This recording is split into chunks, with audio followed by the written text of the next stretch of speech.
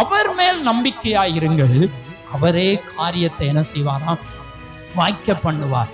கர்த்தர் நிச்சயம் என்ன செய்வாரு? செய்வார். விசுவாசிக்கும் போது கர்த்தர் செய்வார். நம்முடைய காரியங்கள் வாய்க்க பண்ணணும், அந்த காரியங்கள் நினைத்த காரியம் நடக்கணும் அப்படின்னா, ஆசீர்வாதமாய் நம்ம இருக்கணும்னா கர்த்தரை மட்டும் என்ன செஞ்சீங்க?